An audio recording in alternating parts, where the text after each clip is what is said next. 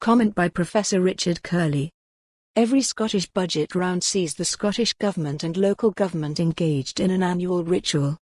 Local government says it has not been allocated enough cash support, and that all services, from action on child poverty to repairs to potholes, will be affected.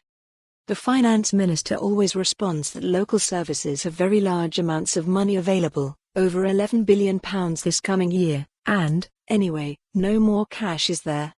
This year the delay in the Scottish budget, driven by the delay in the Westminster Budget, has added fresh pressure.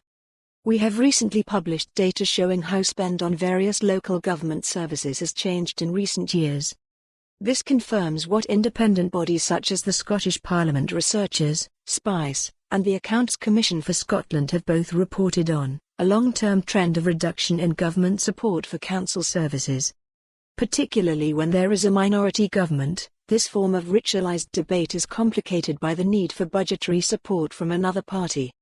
Finance ministers, even brought in at very short notice, as Kate Forbes was, have many ways of initially disguising some extra available bargaining money. This year, as in previous years, a deal has been agreed between the SNP and the Greens.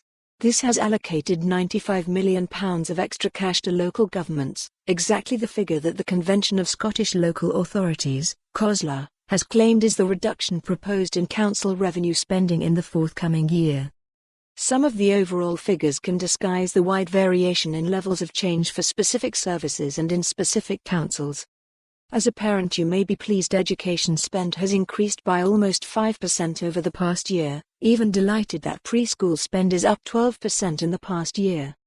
However, all of us use the roads, so the near 12% decrease in transport spend between 2017-18 and 2018-19 might help explain why many of us often moan about ever more potholes. The greatest difficulty that arises from the continued financial squeeze on local government is where there is overlap with other sectors of public services. The longer-term trend of continuing increased expenditure for services we generally label as health and the reduction in support for local government services has both deep and wide impact on communities and individuals.